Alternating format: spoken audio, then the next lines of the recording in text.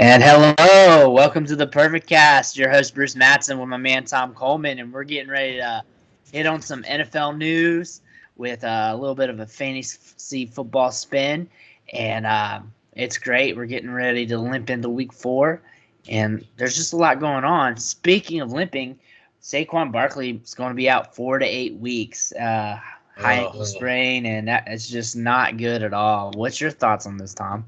Well, I mean, a lot of people were disappointed. I'm sure. The next guy up's Gallman, so pick him up if you want to. It ain't gonna be that impressive. But I mean, it's just a huge blow to the Giants. Especially after coming off a high. Daniel Jones looked pretty damn good, but the whole offense suffers without Saquon. Yeah, don't pick up Wayne Gallman. If you just need a back and some volume, you may get a week out of him, but they're already working out other running backs. They got Zach Zenner, Benny Cunningham, and some other guys. They are not confident with what they got, obviously, without Barkley. So it's a dangerous situation. So if you got fab money, the bid, I do not suggest blowing your wad on Gallman. The odds of him proving me wrong is not very good. And I mean, he was productive at Clemson a little bit, but was more of a compiler, decent grinder, but just doesn't have enough to pop to be like a RB1 at all, so, even with large volume. So it's a guy you kind of want to stay away from spending a lot of large capital on. Zero acceleration. He's vanilla as vanilla gets. It would not be. Don't spend any fab on him. Let somebody else in your league blow it, because somebody will. That being said, a pivot you may want to go on with fab is probably Rex Burkhead. He's not going to require as much as Gallman this week, and the guys in your league may stray away from him just because he's a Patriots back, but you're getting a Patriots back for cheap, and that's different than paying up for like a Michelle or something and not getting the results you want. Free disappointment's better than paying up for disappointment. So, and you need a back, and when you need a back, you need a back, and you just got to go for it. Yeah, Burkhead's definitely the best choice here. Another reason is, too, that it's placed Devlin on IR, and normally when Devlin's in there, that's when Michelle's in there. Mm-hmm. So Michelle needs that lead blocker. Burkhead's more multifaceted than Michelle, so Burkhead's the running back down in the with the Patriots right now, especially. Yeah, I'm going to target him in most of the redraft leagues, and I'm going to let other people go after Gallman, and then go from there. I have a hard time just thinking that someone actually going after Gallman. It's just funny. It's going to be every league, though. I know every single. Oh, they're going to be like, man, look what I just did, league winner. Yep. Nope. I think he's a league center. He sucks. Yeah, he'll get like about 6 to 10 a week, depending on volume. But it's just not, the upside's not there. I mean, the running backs on waivers right now isn't that great. It's just not. No, not at all. It's pretty sparse. Mm-hmm. And wide receiver wise, you might get an opportunity at a DJ Chark though. If no one's picked him up yet, that's something you may be interested in, like a high upside field stretcher. He's been hot lately with a little bit of that sweet Gardner Minshew, just touching him with the ball. He's taking the league by storm, isn't he? Yeah, man. I mean, it's like someone injected him with Baker Mayfield charisma and semen. Yeah, exactly. John DeFilippo, offensive coordinator, just telling him to push the ball downfield. It's great. And he's guiding them with his mustache, man. It's amazing. Just mustache ride, baby. And Chark's his favorite guy. I mean, I think we got a Chark attack coming next week. Yeah, he likes Chris Conley too. He just likes pushing it downfield. He doesn't care. He chucks it. Mm-hmm. I'm loving it. Yeah, Chark's definitely. I got him in a couple leagues.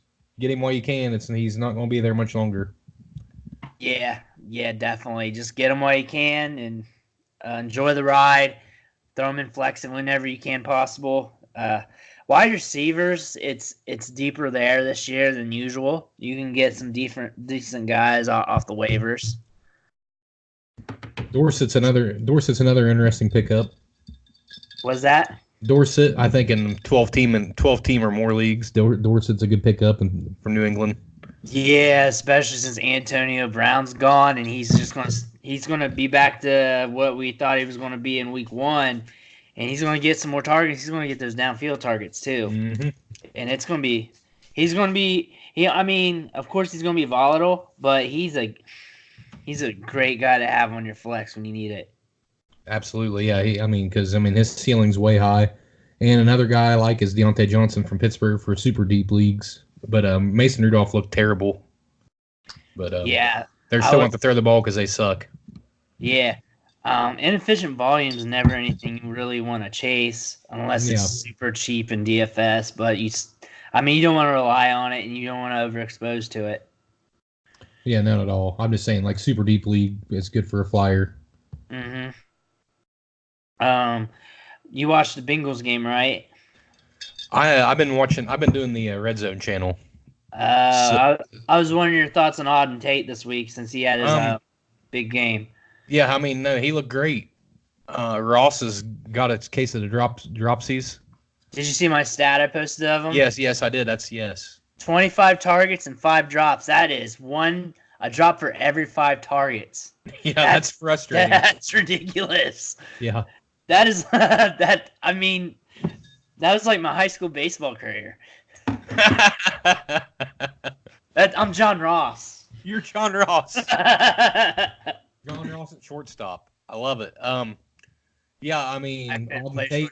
I'm lefty. Yeah, I know. I'm just shortstop first thing to mind. No, yeah, Auden Tate looked pretty damn good, and he's got a chance to do more next Monday against the Steelers. He's a guy you might want to think of in DFS for contrarian play for sure. Boyd's gonna get his, but his price is gonna go up.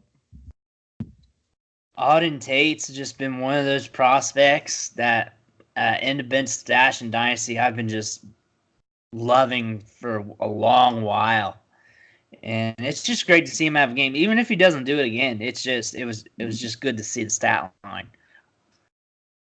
I think it can happen again. There's no guarantee that AJ Green's coming back anytime soon. No, definitely not. I think it's going to be later than sooner for Green, and then I think on Twitter maybe tomorrow or something I'll post all his targets in a video or something. If the Bengals are 0-5, what's the point of bringing Green back? No, they're the Bengals. They're probably definitely going to bring him back then. Well, I know. But they don't think ahead. The San Antonio Bengals don't think ahead. Yeah. Cincinnati Bengals. It'd be nice to see him move. Oh. Get out of Ohio. It'd be like pulling a tooth, man. It would hurt for a little bit, but then a couple hours later, I'd be eating a steak, not thinking about it. Yep. And then you'll be wearing Browns gear. Chiefs. Speaking of the Browns, they have not been looking as good as anticipated this year, and it's been a little disheartening, but offensive line's not great, and then they're letting that offensive line work on an island with 4 wide receiver sets and Baker Mayfield having to do everything on his own, and it's not going good. Freddie Kitchens, he's already had, I don't know, this is not a fantasy stat, but I would say he's leading the league in deers in the headlight looks so far this year. He just looks bewildered on the sideline. And there's you can tell, I don't know, between him and, this is a little college talk too, but I don't know who's done a worse job so far, him or Harbaugh, because they both have a lot of talent and they're not getting anything out of it. The Browns should not be 1-2 right now. It's complete disappointment. Yeah, it's still early, so they can probably turn things around, but I have higher expectations. They are not meeting them for sure. They need to, for what they got, they need to move the ball better. I understand the offensive line's horrible, but they need to scheme for that, and they just need to simplify things for Mayfield. It's what they're doing is not working. No, they need to do quick hitters. OBJ's capable of catching the ball underneath just as much as he is catching the ball over the top. Chubb can catch the ball in the backfield. I don't understand what they're doing. I don't really know. Joku's clinically dead, so you can't really put him into it. He's not getting surgery on it, so I think he's trying to come back. I think he's just gonna go with club risk or something. I think he's trying to come back. He's on IR, right? They IR'd him, but I saw a thing he opted out of surgery. So I don't know what that means. Well, it could have been the concussion. That's why he may have been too. He may have just forgot about it. So I don't know. I thought it fuses together on its own. But a weird thing here, I was looking at the stats here, and Jarvis Landry, when he was at Miami and was tearing things up, he had like a 6-yard average depth of target. Here, they're using him as a field stretcher. He's got 13 average depth of target, so 13 yards, 298 air yards, almost matching Beckham. And this is on 23 targets, so this is it's 3 games, but the sample size is pretty up there. That's intriguing for fantasy, but it's stupid for real football. He's not that guy. No, it would help Mayfield out in his offense if they just let him run underneath and get the yards after the catch, what he's good at. That's what he's there for. And let Beckham go a shade deeper. They don't need Beckham to stretch it. So I don't know. Yeah, I don't know. I don't get it. They're acting like the '80s Dolphins with Duper and Mark Clayton. Just run go routes and let Marino hit you. I don't. Maybe it'll change. I mean, they've got 4 guaranteed wins coming to them here. They got 2 against Bengals and 2 against Steelers, so that'll help. Hopefully, once they get Antonio Callaway back, I wonder if that will change something because they could use him to stretch the field, and that could keep Beckham and Landry back instead of having to push them deep. Hopefully, I don't know what they're planning on. Another thing is, I think since the news with Njoku, I think Demetrius Harris is a deep pickup in redraft, especially if there's no other options on the wire. Disley is a guy that could be potentially picked up, but he's probably got picked up from last week. Harris might be the target to go to here. Yeah, I'd say Disley and Waller are both gone. I mean, if they're not, snatch them as quick as you can. But I think Waller's did most. That was a train that was choo-chooing loud going in the draft season. Yeah. I mean, he's gone now. I mean, he should have been gone 2 or 3 weeks ago. I mean, honestly, he's draftable in redraft even. But there were some leagues I got him for some. I spent like 15 fab on him, which I was pretty happy with. So when we compare athletic metrics, Demetrius Harris has some Ladarius Green comparables. 235 pounds and at 6'7", he ran a 4.57, 93rd percentile for his size. And then he's got a burst score of 124.9, which is 85th percentile. That's at 6'7". So pretty impressive. That's impressive. So if there's a connection there, he could produce. Not bad for a waiver wire pickup. So that's better than some tight ends that are actually on some teams, maybe. Oh yeah, for sure. I mean, like you said, the metrics give up. He's 6'7". I mean, he's got to be. He's a red zone target for sure, if nothing else. Yeah, he's got the catch rate. He should have a catch rate. He has 34.25 inch arm length, so that's a 90th percentile. So he's got some specs. So he's like a souped up e-machine laptop. Yeah, there you go. I like that. So he's like an e-machine laptop. Yeah. There's no such thing as a souped up E-machines don't exist anymore. I had an e-machine in college. Did you? Mm-hmm. I didn't have one of those, but there was this kid named Croftballs in college, and we'd mess with him because he'd never shower.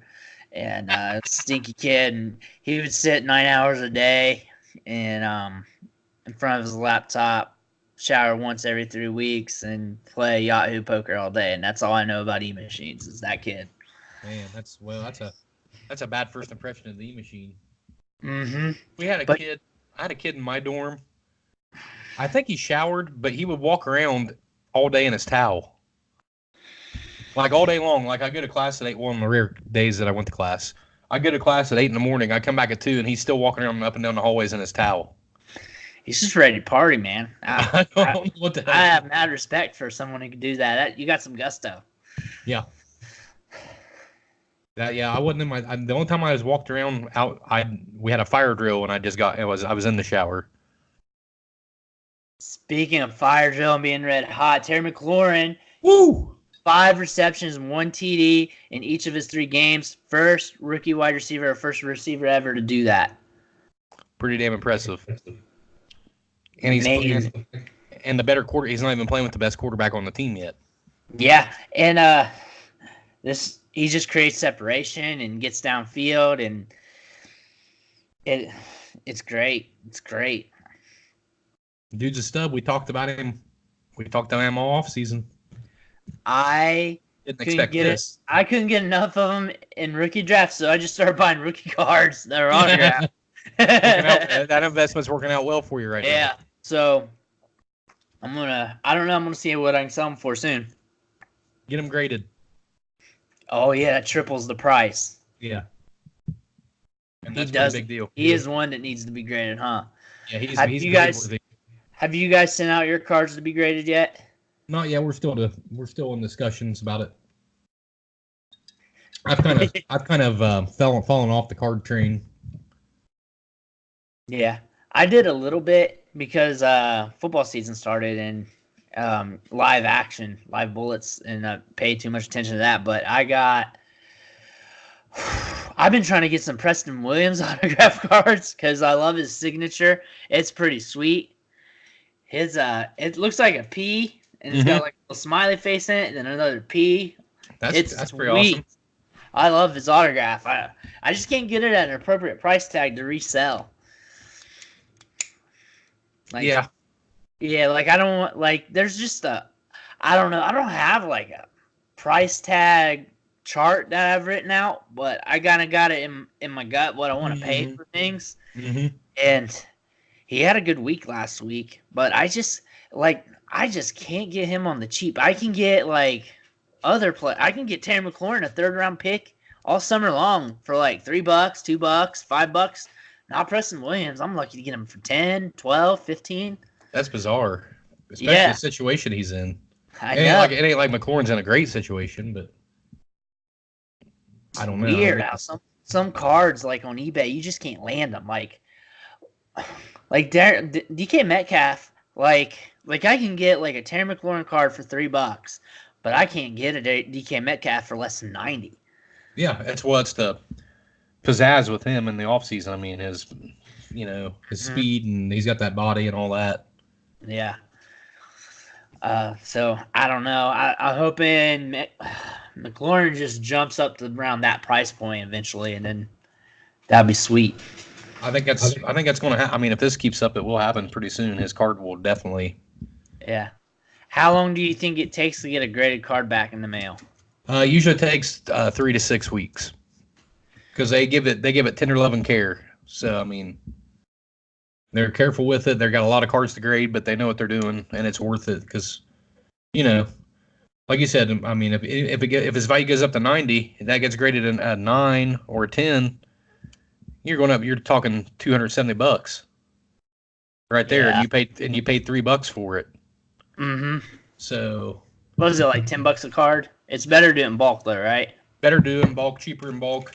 That's why, it's got to be, if you just do one card, I mean, you better be sure, because it ain't like $10 is a lot, but it's a lot to send out. Plus, you got to pay to have it shipped, because, you can't just throw it in an envelope.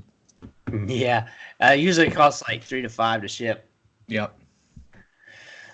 Judging from eBay shipping costs.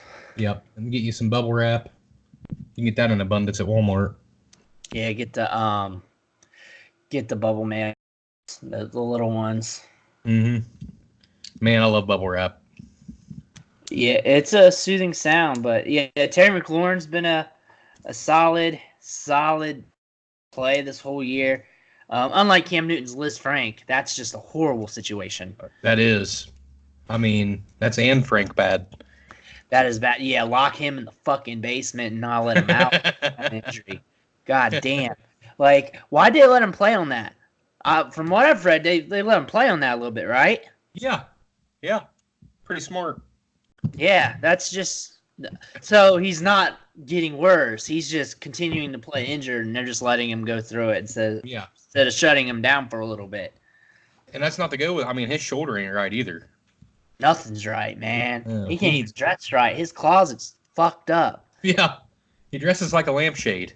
He dresses like Anne Frank when she's 80 years old. He dresses like Hellen Keller. Helen Keller and John Cena, you can't see me. You can't see me. You can't hear me. Nope. But water. Oh, Helen Keller jokes. And but She one thing I did see was Danny Dimes shred the Bucks. Woo, he looked good. Oh man, he big step up from Eli. Thank God I do not have to see Eli Manning again. That is one of the greatest pleasures of football right now, is not being able to watch Eli Manning. Yeah, the dude was a statue. I mean, Danny Dimes moves around. Mm-hmm. I'm loving it. If you're an Evan Ingram owner, yeah. Evan Ingram, man. Ooh. Evan Ingram is the George Kittle of 2019. Yes, he is, but he's faster than Kittle. Yes, he's we have Travis 1A, Ingram's the 1B. Kind of like how it was last year. Mm-hmm. That's what I'm getting at. And then we got old Darren Waller, Old Faithful, the cheap tight end that just gets soaked with targets. Back to Carolina. What about Greg Olsen? Yeah, his resurgence is just mind-boggling. Some people was pegging him to retire during training camp. Yeah, he's getting he's having 100-yard 2-touchdown games. I mean, oh man, he's just. I mean, if this sounds extreme, but Jason Witten has a little bit of life in him. Not much, but hey, if you remember, I said he'd have 5 to 7 touchdown catches this season. He's well on his way. It's in the archives. Here's a funny Jason Witten stat. He's averaging 4.2 average depth of target in yards. Well, it takes him that long to get that deep. He's got 50 air yards on the season. On 12 targets. He knows how to get open in the red zone though. He does. He's got 2 touchdowns already on the year or 3 games in. I don't know. I can't do math right now. I've been up since 3, but I think that's around 55 touchdowns. Yeah, that's what he's getting. He's only at 55 this year. Dak Prescott is throwing 90 touchdown passes. Oh, speaking of Dak Prescott and the Cowboys, how about Devin Smith? Yeah. What a story that is. What a story that is. Too bad it's going to be over in a couple weeks, but Gallup comes back. Gallup comes back. Devin Smith's like, it's a little bit of production may go down, but he's like going to have like these random catches where he just helps the offense. It's kind of cool knowing what he went through and that he's a Buckeye. Oh yeah, it's a great story, and it's awesome to see what's happening with that. That's a good heartwarming story for the week for sure. He's got 14.9 yards average at the target. And he's got 5 of his 8 passes thrown his way, so he's efficient as well. That's crazy. And Randall Cobb's been doing a lot better. It's like get him out of Green Bay, and he's got his athleticism back. Well, I mean, he's a more talented Beasley. Yeah. Oh, Beasley. Slothly. That's what his name is. Sloth. He's like Jason Witten. He's like Jason Witten's mini-me. Yeah. It's like if you're playing Sonic and Tails, but the cartridge has a bunch of dust in it. Oh yeah. And the screen's real choppy. Yes. Or like you're trying to play Tecmo Bowl, but it's like 2020. It's like 2019. You're trying to play your old Tecmo cartridge, and like you just get these random colors like pink, purple, all these random blocks on the floor on the screen. You're still trying to make it out. But yeah, that's Cole Beasley. Beasley and Witten, man, yeah. I could see them doing a rock band later, and it's just it'd be amazing. It'd be the whitest band I've ever seen. It would be. I mean, but at least we don't have to hear Jason Witten in the booth. For now, he may come back. I mean, imagine Romo and Witten together.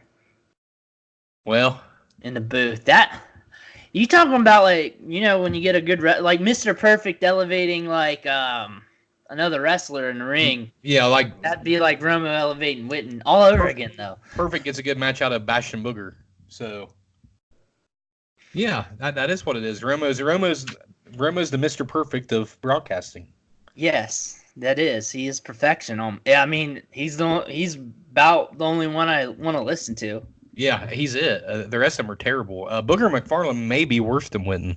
Oh yeah, like I can't handle it. It's rough, and then I can't. Even if I'm not watching the game, I can't avoid it because people post clips on it online because it's so bad. And you have to hear him talk. Yes, and it's just, ugh.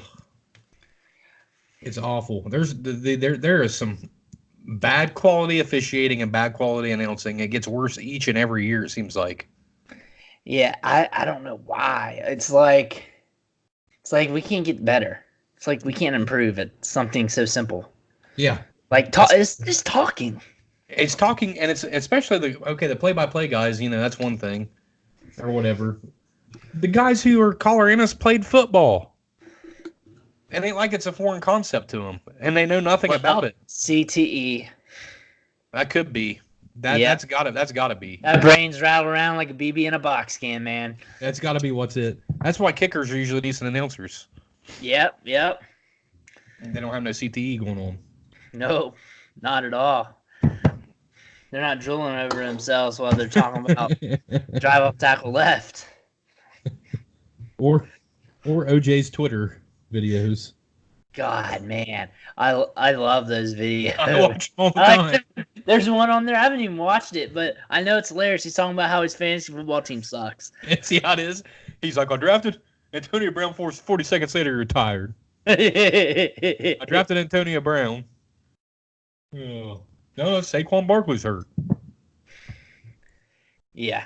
The only two running backs I paid for was Barkley and Curtis McCaffrey in leagues. I think I may have like one share of Elliott, but that Barkley's like that one might hurt me a little bit. I got some exposure there. The leagues I didn't go 0 RB are McCaffrey teams and Barkley teams, and maybe one or two Zekes. So we'll see. See what happens. I mean, I would say, I know they said 4 to 8 weeks with Barkley. I would say it's going to be closer to the 8-week thing because that falls right around their bye. Mm-hmm. So I would say be prepared to be without him for a good long time, which sucks. Yes, horribly. It does suck. Well, it sucks because it just sucks as a fan too because I just enjoy watching him play. Yeah, I do too. It's just he makes the Giants watchable. We got Danny Dimes now. That's going to be a good topic of discussion, but it's not Barkley. No, it ain't Saquon Barkley, not by a long shot. And then the Buccaneers, man, I mean, I wonder what Bruce Arians had to say to the kicker. Yeah. I wonder if he kept his hat on. And I just imagine getting fleeced down by Bruce Arians is pretty shitty. His face turns colors of red that my eyes can't produce. Like, he turns into Attack of the Killer Tomatoes. Yeah. It's like he looks like a heart attack that's having a heart attack. Exactly, yeah. He's the heart of... You know how Brandon Phillips used to say, I'm your favorite athlete's favorite athlete. Bruce Arians is your cardiac arrest favorite cardiac arrest. Is what he is.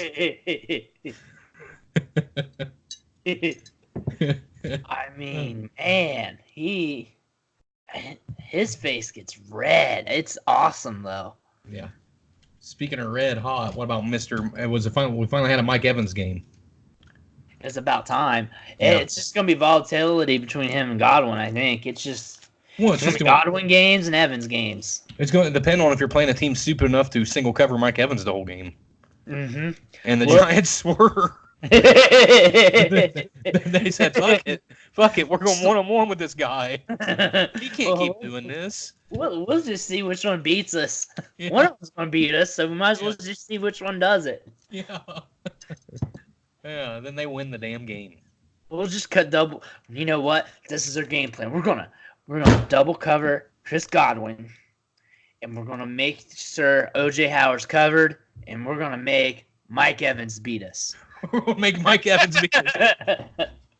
Vince steps in. Hey, pal, we got a double Perryman. He was hurt that game. I know. I just wanted to get a Vince reference in. And... He probably would think Perriman was playing though. He might have logged some snaps. I knew he was hurt going into it. Well, OJ Howard would get all the targets because he's a big body guy. Yeah, he does like the big guys. That is true. Vince McMahon, his team it'd be OJ Howard, Metcalf, Greg Olsen. He's a pretty big body guy. Perriman logged 2 targets. See, there you go. Yeah, 1 catch though, 50% catch rate. Best game of his career with 11 air yards, 6 receiving yards. He's doubling up John Ross.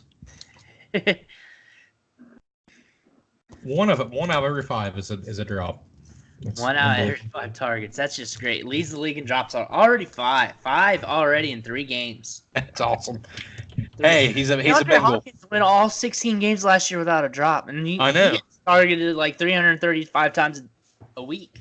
And he has a lot harder catches to make than Ross ever will dream about. Hopkins catches this in fucking triple coverage with one hand, and somebody catches him with his ass cheeks. Ross can go 1 for 5, 1 out 5, and he's usually wide open. Yeah, Ross runs like a 4.3 something, or used to, and then he's always open. He's always burning people, and still can't fucking reel shit in. I don't know, man. I'm just glad that we don't have Patrick Mahomes. That's all. I'm happy about that. I'm glad you skipped over Patrick Mahomes to get John Ross. I mean, Andy Dalton is just the key to your success. He is the key to the Bengals, and you guys will be successful going 4-12 every year. 4-12, baby. But hey, he's gonna have 2 games a year where he throws for 350 yards. Mm-hmm. It's gonna be amazing. He'll have that one game every year where he'll drop back 51 times, complete 20 of those passes, and throw for 350 yards and 2 touchdowns. The red rifle, baby. That's how he goes. The wheat gun. Broken BBs in it. He's like the super soaker. It wasn't really a super soaker that you get at like Family Dollar. You have the real nice super soaker at Kmart back when it was prevalent. At Family Dollar, you have something that looks similar. Yeah. But the water after like 2 times the water is seeping out, and it's just that's Andy Dalton. He's like a blind kid trying to play duck hunt. Yeah, he's Hellen Keller playing duck hunt. Helen Keller playing duck hunt. Oh man, she'd love it though. She'd be hitting that zapper and shooting the windows and shooting the picture frames and shit. It'd be awesome. She can't play football because she keeps trying to read the football. It's so bumpy. It's Braille. She's like, what am I seeing? What's going on here? She's reading the football. The football has like Illuminati messages in it. And she's cracking code. She knows where to find the Da Vinci paintings, and it's all over. World ends. But then she's just in the bathroom. She can't get out of the bathroom because someone took the key. Someone took the key, and she's stuck. And she can't go for him. She's in there signing frantically, but nothing can happen. God. You just hear fingers fluttering in the air. Yeah. Maybe a snap. Oh, That's how she yells, just snapping. Her hands sound like a fucking Rice Krispie treat. Man, we're awesome. Yeah. Oh. Speaking of awesome, let's turn this over to the Ohio State Buckeyes and how they go again. Well-oiled machine. The defense is much better. Yeah. Oh gosh, I know they haven't. I mean, it was Miami of Ohio. Don't get me wrong, I know that, but 76-5 still look nice. I like seeing those scores against teams that they should have those scores against. We didn't get that in previous years. No, not very often, if at all. And then Nebraska's. I'm not worried about Nebraska. No, not at all. I want to see. I can't wait to see Justin Fields go against a little bit stiffer competition because I'm a masochist and I'm a degenerate and I just want to see it, and I expect big things. I expect big things from this team. I think we'll see more of his wheels when that happens. Right now, it's just impossible for these teams to. It's impossible for these teams to maintain coverage on our wide receivers. I mean, it's just impossible. I mean, look at Garrett Wilson. I know he's a true freshman, but he'd be the number one guy on a lot of teams right now. Garrett Wilson would. He's ready right now. He's a stud right now. But you got KJ Hill, you got Olave. I mean, my God. Yeah. And the most beautiful thing of this game, and I swear to God, I almost cried. They ran a quarterback sneak. Yeah. Like somebody finally realized, hey, it's 4th and inches. We don't have to line up in the shotgun. Our quarterback's 2 yards tall. He can fall down and get that first down. It was a thing of beauty. Fields is going to get better as the season goes, too. Like, he's going to be a different quarterback. He's going to be totally different come the end of the season. Like, he's going to get better as it goes. He's in a big developmental stage of his career where he's going to take big leaps forward. Think about what we're seeing now, and think about how he was touted as a recruit. He was 247 Sports had him like a top 10 player overall in history of their website. Yeah. I can't wait, man. It's going to be so exciting to see him week 13. Who was their quarterback last year? That Dwayne Haskins guy? Yeah, some Haskins guy. Some Haskins guy. I don't know. Yeah, so this is, I mean, we got the upgrade, but it happened. Yeah, it's amazing. We got another year. We got another year of it. And Garrett Wilson developing. I know, man. I love him already, man. And coming along will be this guy named Julian Fleming. He's a monster. Yeah, and just we're so lucky right now to be in the period we're in, and not just I know we're more offensive guys, but Chase Young, man. Chase Young is a monster. He's going to be a first-round pick, easy, top 10 maybe. Oh, man, top 5. Woo! Talk about he's disruptive. Yeah, he is. He's what my creative player on Madden looked like. Of course, I was putting him like right running back or quarterback, but my running back they'd be his size when I creative player on Madden. But yeah. He's what your creative player looks like. Oh, Madden, it's like come to life. Yes, I mean he's just nasty. He's a specimen, and he's gonna translate well to the next level. Oh yeah, man. And he's better than Bosa's. Yeah, he's better. Definitely better than Bosa's. And they're damn good. Who's not damn good is the Harbaughs. Ha! Yeah. Harbaugh. Oh, man. Getting fucked up. But Shea Patterson's god awful. Shea Patterson's horrible. Like I kind of had like some hopes for him, not because of him, but because they made a big upgrade in their offensive coordinator, and the whole team just shit the bed with it. Yeah, the whole team just shit the bed. Just shit it. Shea Patterson's horrible, but the offensive line is worse. Mm-hmm. He has no time. The receivers are very talented, but it don't matter. Uh-huh. The ball can't be delivered to him. This Gaddis came in, it's supposed to be some kind of speed and space. All I heard all offseason was speed and space, speed and space. No, there's no speed and space. They're terrible. They suck, and it's great. I've seen the wide receivers do a little bit better from what I've seen. Nico Collins getting downfield. We get a little Tariq Black action in weeks 1 and 2. But it's just not enough for the team. Prospect-wise, I'll probably elevate them going forward, but it's not going to be enough because college football is deep at wide receiver right now, and it's going to be hard for guys like that to be able to make a mark. Yeah. Get that draft capital. We've got guys like Henry Ruggs, Judy, Laviska Shenault, Tyler Johnson, and then if you get deeper in classes, we got like guys like Rashad Bateman and Yeah. It's just nasty. It's just going to be hard to get an edge of the field. Donovan Peoples-Jones has been a big bust for Michigan. He was a 5-star recruit, and he just doesn't have the athleticism to create separation. No, he hasn't done shit. I just hope and pray that they don't fire Harbaugh. It's got to happen soon. I want him to stay. I want him to have a lifetime contract. I want him to be there forever.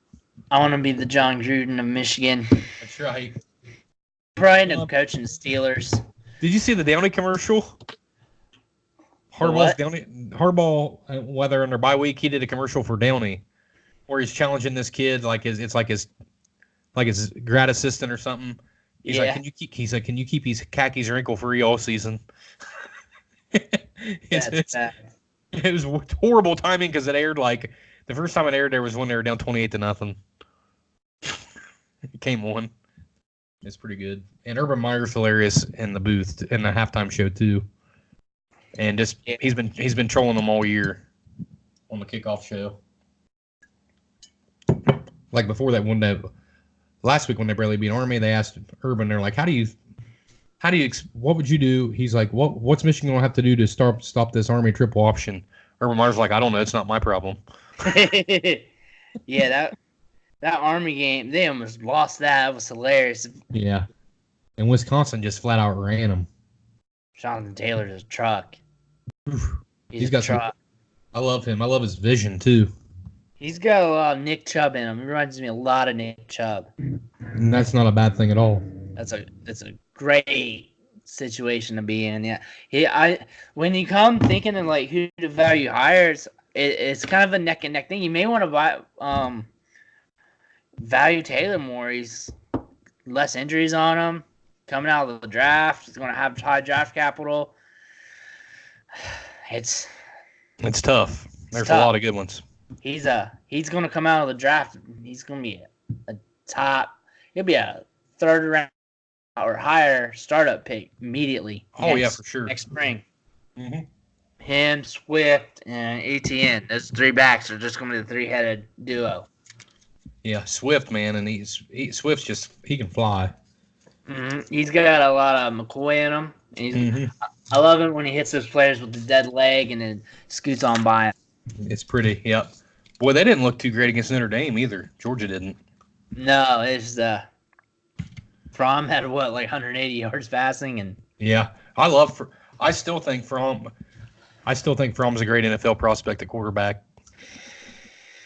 I really do. I'm telling you. He's very safe. Yes. He's smart. He's smart with the football, and he's very cerebral. Cerebral assassin. He's a cerebral assassin. Maybe he's got a little too much Alex Smith in him in that regard, but yeah, that'd be a good thing.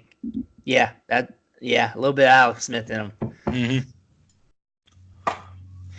But man, I'm telling you, if he ever get the mindset to slinging a little bit, he's got the arm. Yeah, he'd be fun. fun. Show it. Yeah, and he does have some receivers. He's got Pickens and them, so it's just, the offense has always been run heavy and geared towards the run. Yeah, I mean, why not? You've always had the fucking 4 horsemen of running backs the whole time. Yeah, RBU. And you got Dalvin Cook's little brother there, and Swift. Dalvin Cook's. Man, Cook's been a beast this year. Yeah, Dalvin Cook's, man, he's one of the top running backs to have right now. One of the top players in all fantasy. He's just RB1, baby. It's just how long is it going to happen? Because the injury is going to. It's there. It's going to. I mean, how many full seasons has he played since high school or middle school even? None. He's had good 10, 15 injuries since high school. I read a report that on his Xbox 360 he couldn't get through full seasons of Madden. His Xbox 360 kept getting the red ring of death. Probably. He went through 5-9. I'm on it today, folks. Yeah, that meth is bad in Southern Ohio, I tell you. Yeah, it's good. It's good meth. This is that sweet, sweet, sugary crystals. That's right. This is Walter White shit here. All right. Do you have anything you want to head on before we head out? I think a really good DFS play this week is Justin Jackson, because I think he's first off, he's been good, and I know he's not the main guy there. Eckler has been, but he's had 2 touchdowns called back. He's been effective, and they're playing the Dolphins this week, so I would say we're going to get a steady dose of Justin Jackson by the middle of the third quarter. So DFS him up. I was wrong about my Bill stack, but maybe I'll be right about this one this week. All right. So what I'm going to hit on, since we're going DFS, I'm looking at the Cardinals versus Seahawks. I think this is going to be an offensive explosion. Seahawks defense hasn't been great. Cardinals wants to run a lot of plays, and if they can't, they're still having about a 70 to 75% pass rating, which is crazy high. With that being said, Christian Kirk's still cheap on DFS this week. I think he's right under the 6,000 mark. And David Johnson, he's cheap this week. So he's a good gate. Oh, yeah. He had 2 out of 3 weeks. He has had almost 10 targets in each one of those almost. Yeah, and he's going to have that every week. Yeah, another player I want to roll with this week is Kerryon Johnson. Yeah, he's looking good. I like that a lot. Yeah, I think he's at a good value. And then they didn't price up Danny Dimes, so I'm going to keep throwing him in lineups. They didn't price him up. He's going to be dirt cheap. And even if he just regresses a little, that additional salary I can pump into other positions. Exactly, and he's got that high floor, man, because you can take off with it. Yes, it's true. That little bit of floor is enough to make him safe. That's why I keep rolling Lamar Jackson out every week in redraft. Mm-hmm. Yeah, he looked like shit throwing the ball last week and had 21 points. So, yeah, he's fantasy football gold, and that's what we want. Running quarterbacks, man. Yes. All right, guys. So this is going to conclude this week's episode of the PerfectCast. You can find me on Twitter at Metric Scout. You can find Tom on Twitter at Shops480.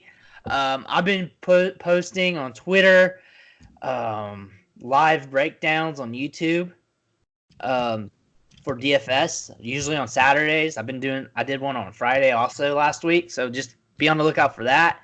And then we'll catch you guys next week on another episode of the PerfectCast. Good night, everybody.